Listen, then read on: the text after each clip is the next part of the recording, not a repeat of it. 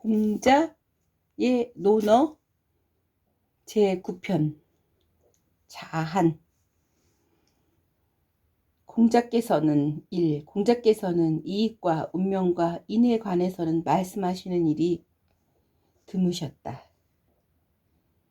해설: 이익을 추구하게 되면 의를 해하기 쉬운 것이고, 운명이란 인간이 마음대로 할 수 없고 정의도 하지 못하는 것이다. 이는 그 뜻이 너무 넓고 커서 간단하게 말할 수 없다. 그러므로 공자는 이와 명과 인에 대해서 자주 말하지 않았던 것이다. 2. 달항당 사람이 말하기를, 위대하도다 공자여, 박학하여 드러난 이름이 없으니. 공자께서 이 말을 들으시고 제자들에게 말씀하시기를, 내가 무엇을 택할까? 술에 몰기를 택할까? 활 쏘기를 택할까? 나는 술에 몰기를 택하리라. 달항당 혹은 벼슬, 달항이 벼슬 이름이고 당은 500집 정도를 일컫는 말입니다. 달항 지방 사람의 공자를 말하기를, 그의 학문이 너무 위대하여 이름을 붙일 수 없다고 칭찬했더니, 이 말 듣고 공자는 제자들 앞에서 달항 사람이 나에게 특출한 기회가 없다고 했는데 나는 무엇을 해야 좋을까? 술에 물기, 활쏘기. 나는 술에 물기를 택하겠다 라고 말한 것은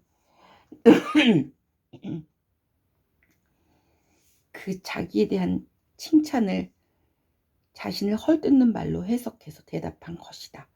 그러면 공자가 상대방의 말조차 이해하지 못하는 인물이었을까? 그렇지는 않고 공자의 마음속엔 자신을 내세우려 하지만 않는 겸손함이 깃들여 있었던 것이다. 3. 공자께서 말씀하시기를, 삼실로 만든 관을 쓰는 것이 예의지만 오늘날 명주실 관을 쓰는 것은 간편하게 하기 위해서니 나는 무리를 따르리라. 당 아래서 절을 하는 것이 예의지만 오늘날 당 위에서 절을 하는 것은 교만한 것이니, 비록 무리를 어긴다 하더라도 나는 당 아래에서 절하는 것을 따르리라. 4. 공자께서는 네 가지를 절대 안 하셨다. 사의를 가지는 일이 없고, 꼭 하겠다고 장담하시는 일도 없고, 고집하는 일도 없고, 나만을 생각하는 일도 없으셨다. 공자께서는 이런 네 가지 일은 절대로 하지 않았다. 첫째, 사사로운 뜻에 대해 일을 행함이 없고, 둘째, 꼭 하고야 말겠다고 장담함도 없고, 셋째, 자신의 의견만 고집하는 일도 없고, 넷째, 나만을 생각하는 이기적인 일도 없었다. 이같이 네 가지는 좀처럼 행하기 어려운 일들이며 군자의 풍모와 기계를 잘 나타낸 것이라고 하겠다. 그래서 제자들에게 도를 수행하는 근본 지침으로 이 네 가지를 특별히 뽑은 것이라 하겠다. 꼭 하겠다고 장담하는 일도 없으셨다니. 5. 공자께서 광땅에 두려워하는, 광땅에서 광지방 이름입니다.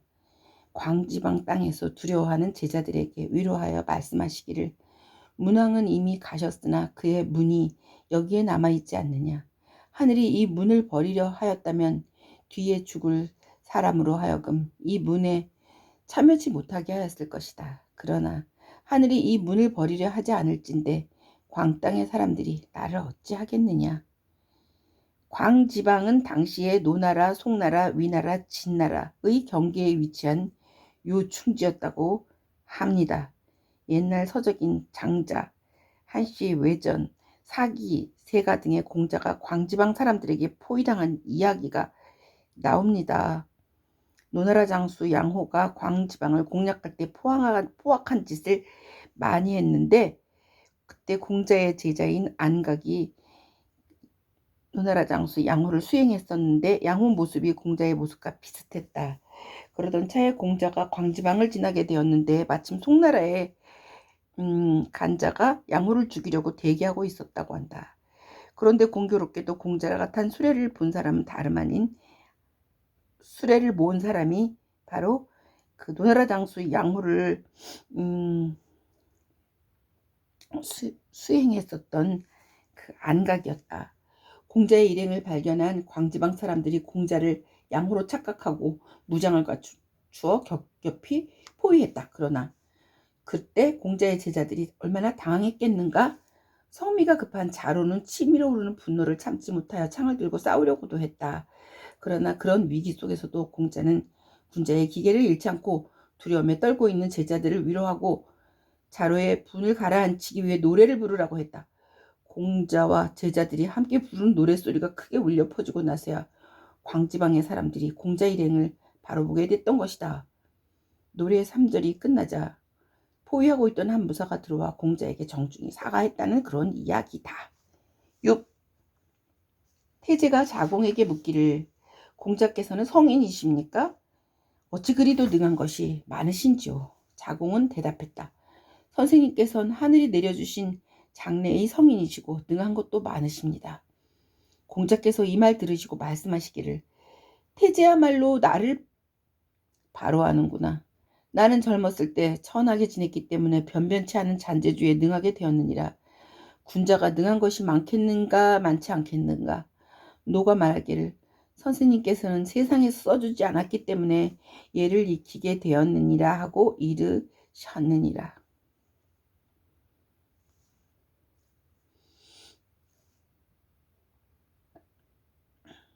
무조건 자신을 낮추어 남에게 굽신거리기만 한다면 너무 지나치다 하겠지만 때와 장소 그리고 이에 따라서 겸손할 줄 아는 것이 자신의 인격을 높여주는 것이고 미덕이라 아니할 수 없다. 7. 공자께서 말씀하시기를 내가 아는 것이 있단 말인가? 아는 것이 없노라. 그러나 비천한 사람이 나에게 물어오되 그 사람이 무지하다 하더라도 나는 성의를 다하여 처음부터 끝까지 가르쳐주기는 하노라. 이 구절도 공자의 겸손이 보이는 구절. 8. 공자께서 말씀하시기를 봉황새가 오지 않고 용마가 하수에서 그림을 지고 나타나지도 않으니 내 어찌할 수 없노라.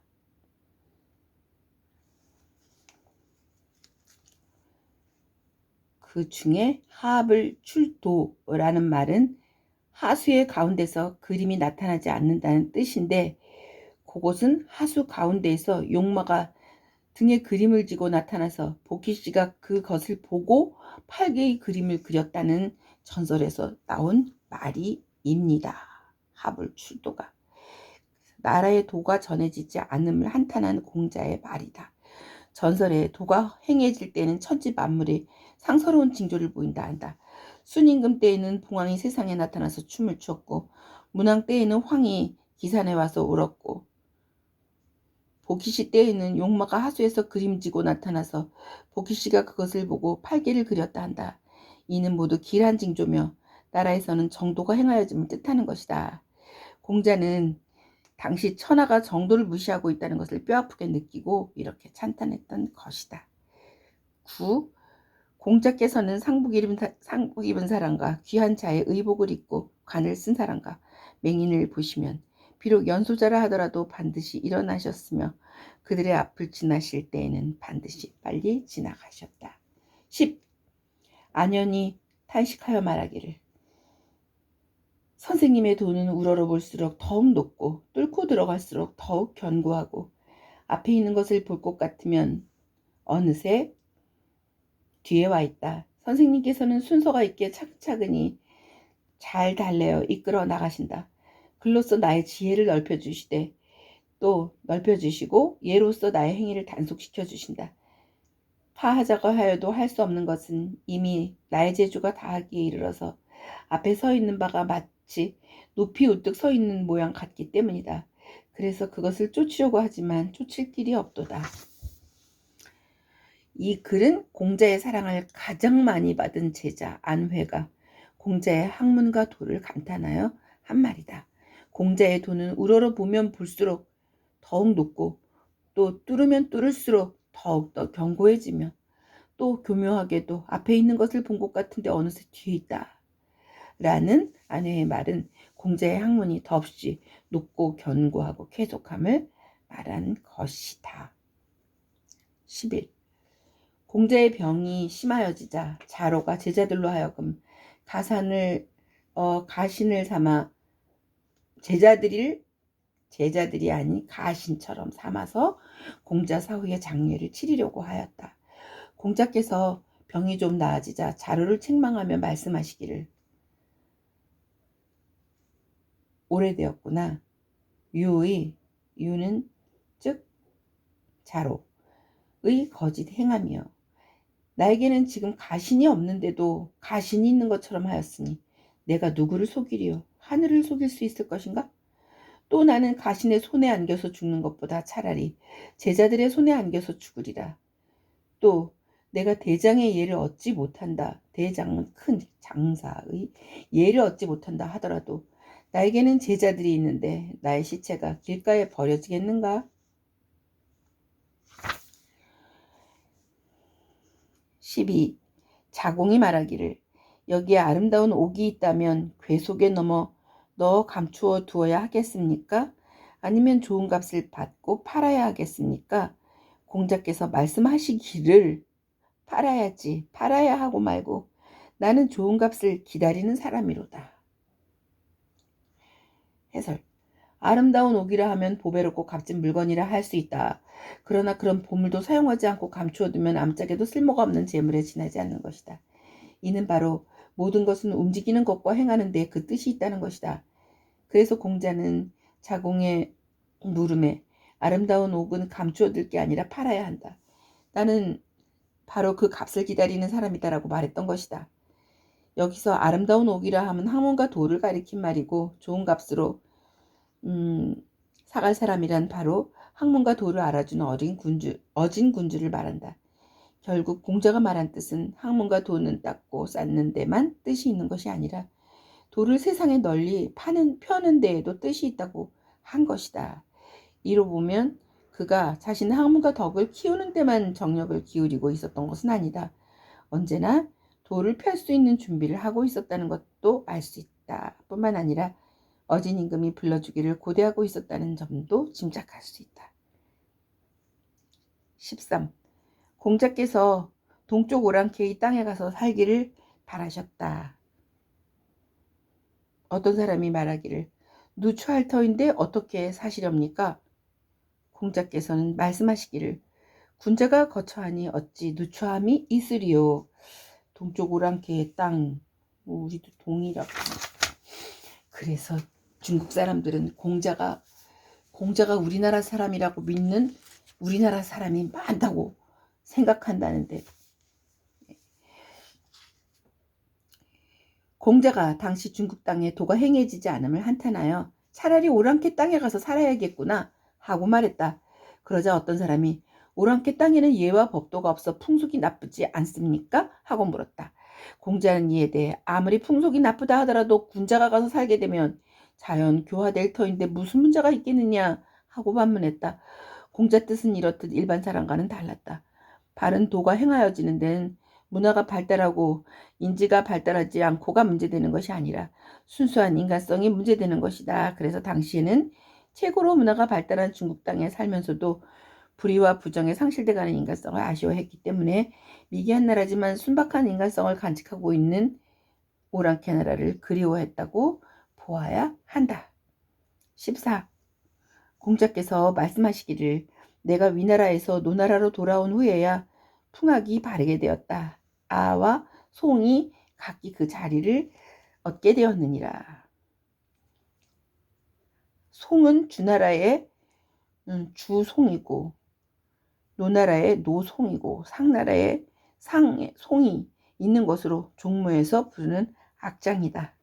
그리고 아는 대아와 소아의 두 가지가 있는 궁정의 악가다. 이 글은 공자가 풍악에 대해 말한 것이라 하겠는데 그는 죽기 5년 전 위나라에서 노나라로 돌아왔다. 그러니까 공자의 나이 68세 되던 때의 일이다.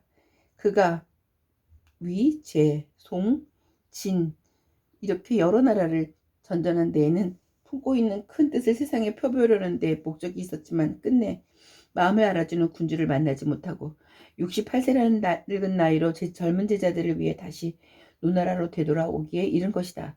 그러나 공자는 그런 속에서도 자신의 수양과 학문을 멀리하지 않았고 또 육예의 기회와 악을 멀리하지 않았다.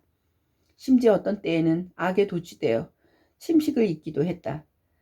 그렇게 하여 그가 고국인 노나라로 되돌아온 만년에는 이미 악에 대하여 풍악에 대해서 독자적인 일가견을 이루고도 남음이 있을 정도로 그 방면에도 성취를 이루고 있었다. 그래서 그는 노나라의 흐트러진 악을 정리했고 아와 송에 대해서도 넓은 견문과 해박한 지식으로 각기 주류를 찾아 그 위치를 정해놓았던 것이다. 15. 공자께서 말씀하시기를 나가면 임금이나 대부를 섬기고 집에 들어오면 부형을 섬기며 힘을 다하지 않고는 감히 상사를 치르지 못하며 술에 마음이 어지러워지지 아니함을 어찌나라고 못하겠는가. 16. 공자께서 냇가에서 말씀하시기를 가는 것이 이와 같도다. 밤낮으로 흘러 그치지 않도다. 해설. 냇가에서 냇물의 흐름을 보고 공자가 천지자연의 운행에 감탄해 한 말이다. 지나가는 것은 이와 같은 것인가? 밤낮을 가리지 않고 쉼이 없으니 하늘의 해와 달도 마찬가지다. 모든 것이 자연의 이치에 따를 뿐이다. 시공간을 통해서 움직임이 있는 것은 모두 흘러간다. 고 할 수 있다. 그리고 한번 흘러간 것은 다시 돌아오지 않는다. 끊임없는 힘의 변화. 이것이 바로 자연의 이치인 것이다. 우주에 존재하고 있는 모든 것은 하나도 빠짐없이 이에 순종한다. 거역함이란 있을 수 없다. 일월과 함께 세월의 흐름도, 세월의 흐름과 함께 우리의 인생이 지남도, 또 그에 따라 우리가 늙어가는 것도 그렇기 때문에 우리의 생활의 변화가 있는 것이 아니겠는가. 멀리는 생로병사가, 가까이는 잘 살고 못 사는 것이 모두 이에 의해서 생기는 것이다. 그러나 공자의 생각은 여기에서 그치지 않았으리라. 물이 끊임없이 흐름과 같이 세월이 흐르니 우리 인생도 이에 순응하여 흘러야 한다. 이것이 바로 천리를 따르는 것이다. 만약 천리에 순응하지 않고 자칫 게으름을 피우다 보면 인생도 기회도 모두 놓쳐버리고 만다. 그러니 천리의 법칙을 따라 부지런히 인간의 도리를 행하여야 한다는 해설을 달았습니다. 누가 이 책의 편자가 16을 다시 읽어보고 싶습니다. 공자께서 냇가에서 말씀하시기를 가는 것이 이와 같도다. 밤낮으로 흘러 그치지 아니하도다. 16 어느 틈에 16이 됐네. 16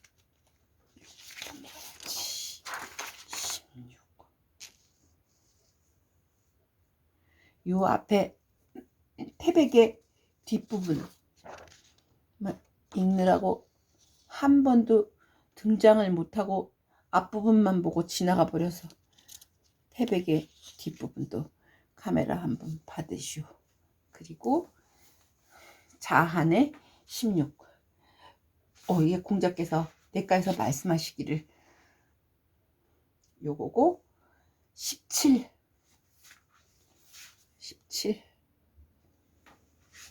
공자께서 말씀하시기를 나는 아직까지도 미색을 좋아하는 것 같이 덕을 좋아하는 사람을 보지 못하였노라. 18.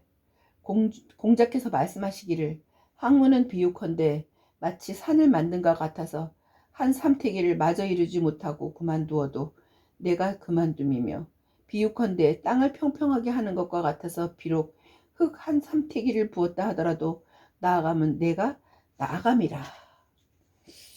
공자가 학문을 닦는 것은 산을 만들고 땅을 평평하게 하는 데 비유한 것이라 하겠다. 19. 공자께서 말씀하시기를 말해준 바를 게을리하지 않는 자는 바로 한 명을 딱 칭찬하면 그것은 언제나 안회, 회뿐이니라. 공자가 제자 아내를 칭찬해서 한 말이다. 돈은 알아서만 되는 것이 아니고 알고 있는 진리를 행하여 나가는 것에 생명이 있다. 공자의 제자 중에는 총명한 사람도 많았을 것이다. 그러나 공자의 학문과 도를 이어받을 만한 성품을 지니고 있었던 사람은 안회 한 사람밖에는 없었던 모양이다. 20번. 공자께서 안연을 평하여 말씀하시기를 애석하구나. 내 그의 도와 학문이 나아가는 것은 보았으나 아직 그것이 멈추는 것을 보지 못하였다. 그 첫 마디가 애석하구나 라고 한 것으로 보아 아내가 죽은 다음에 안타까워하면서 쓰신 글. 21. 공자께서 말씀하시기를 곡식에 싹은 나도 꽃이 피지 않는 것도 있고 꽃은 피어도 열매를 맺지 못하는 것도 있구나.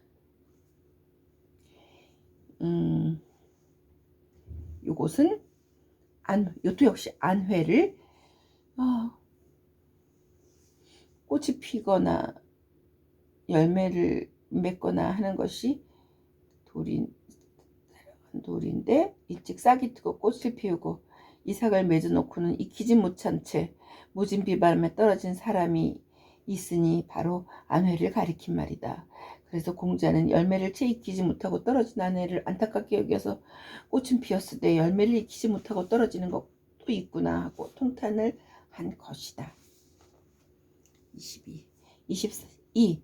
공자께서 말씀하시기를 뒤에 나는 사람이 두려우니라. 어찌 장래의 그들이 지금에 나만 하지 못하다 하리요. 그러나 40, 50이 되어도 학문과 더불어 이름을 들음 없으면 그런 자는 두려워할 것이 못되느니라. 23. 공자께서 말씀하시기를 법어의 말씀을 능히 따르지 않겠는가마는 그 말씀에 따라 잘못을 고칠 줄 아는 것이 중요하니라.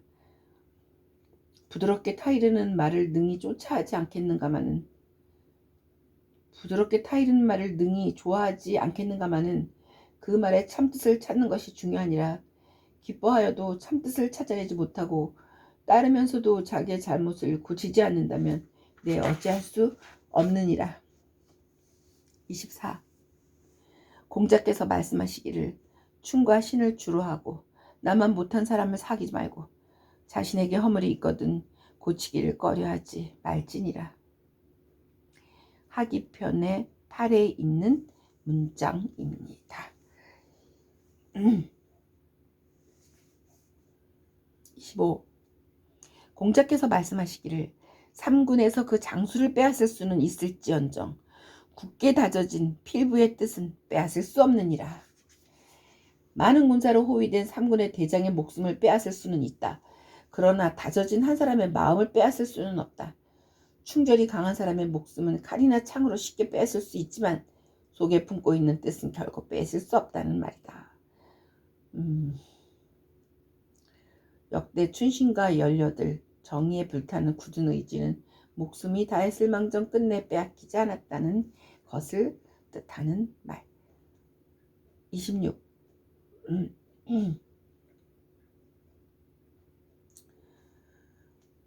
공자께서 말씀하시기를 해진 무명 도포를 입고서 여우나 담비가죽으로 만든 털옷을 입은 자와 함께하여도 부끄러워하지 않는 사람은 바로 유일 것이니라.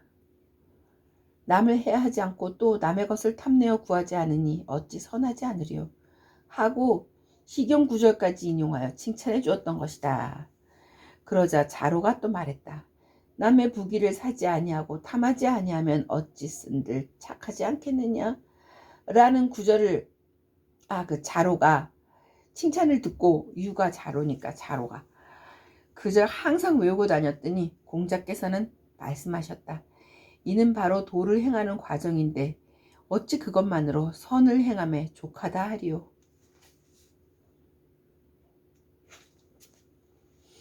자로는 남달리 성질이 급한 탓으로 공자에게 꾸중을 많이 들은 사람이다. 그러나 그런 우직한 사람일수록 단순한 반면에 다른 사람들에게서는 찾아볼 수 없는 용기와 정의감이 있다. 그래서 공자는 가난하면서도 순박성을 잃지 않고 또 자기 부족함을 부족한 대로 남에게 떳떳이 내놓을 수 있는 솔직한 용기를 시경 9절까지 인용하며 칭찬해 주었던 것이다. 그러나 마음이 우직한 자로는 모처럼 듣는 스승 칭찬에 기가 나고 그래서 좋아서 그 시경 9절을 항상 외우고 다녔던 것이다. 그래서 공자는 그렇게 행하는 것은 도를 행하는 과정인데 어찌 그것만으로 선을 행함에 족하다 그 말인가 하고 일깨워 준 것이다. 한 가지에 치우쳐 도를 벗어나면 다른 것은 소홀해지고 마는데 그것이 중용의 도를 잃게 될 수도 있다는 것을 말한다. 27. 공자께서 말씀하시기를 날씨가 추워진 뒤에야 소나무와 잣나무가 더디 시드는 것을 아느니라. 요것은 바로 추사 김정희가 제주도로 갔을 때 그 누구야 거기 제주도까지 와서 그 세한도 자왈 세한연후의 지 송백지 조이 아니라 세한도 날씨가 추워진 뒤에야 소나무와 잣나무가 다른 나무들보다 더디 시들게 됨을 알게 된다. 이와 마찬가지로 태평한 때에는 군자와 소인을 구별하기가 어렵다. 나라가 어지러워져야만 비로소 소인인지 군자인지를 알 수 있다. 또 나라가 위급한 때를 당해야만 충신, 열사, 의사를 알게 되는 것이다. 28. 공자께서 말씀하시기를 지혜로운 사람은 미혹되지 않고 어진 사람은 근심하지 않고 용기 있는 사람은 두려워하지 않느니라.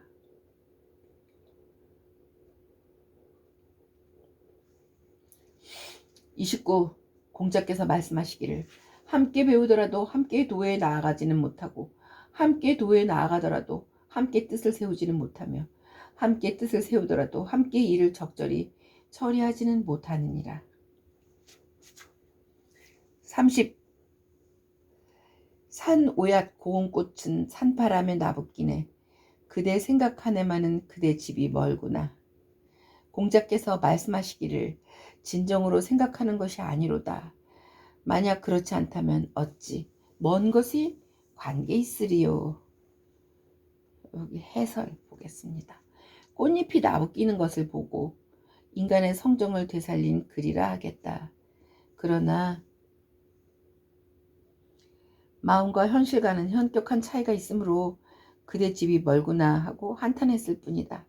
그런데 공자는 이 시를 단순히 점검의 상태로만 보지는 않았다. 그 속에 잠겨있는 인간의 순수한 감정이 어느 정도 작용하고 있는가를 보았던 것이다. 그래서 그는 여러 제자 앞에서 이 시의 구절, 이는 진정으로 생각하지 않는 것이로다. 만약 그렇지 않다면 어찌 멀고 가까운 것이 문자가 되겠느냐 하고 말했던 것이다. 시에까지 이지를 결부시키는 것은 지나친 도덕관념의 발로라고 느껴질지 모르겠지만 사실은 그가 철두철미하게 이어지를 강조하기 위해 그런 말을 한 것은 아니고 그는 이 시에 흐르고 있는 사상이 느낌보다는 구함이 부족하다고 지적한 것이다 라는 해설이 아니더라도 산 오얏 고운 꽃은 산바람에 나붓기네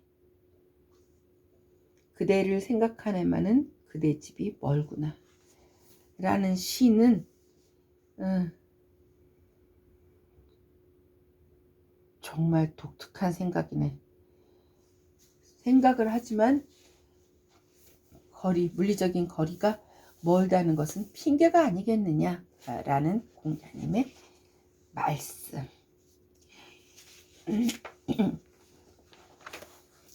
아까 뭐였지? 태백의 뒷부분 한번 다시 아까 뒤로 안 넘겨서 지나갔으니까. 그리고 이거 쓰면서 목에 한번 사례가 탁 걸렸는데 아주 숨 안 쉬어질 것 같다가 숨이 쉬어지니까 꼭 이럴 때면 두세 상을 사는 것 같은 생각이 드네. 모두 건강하십시오. 편안하십시오. 끝.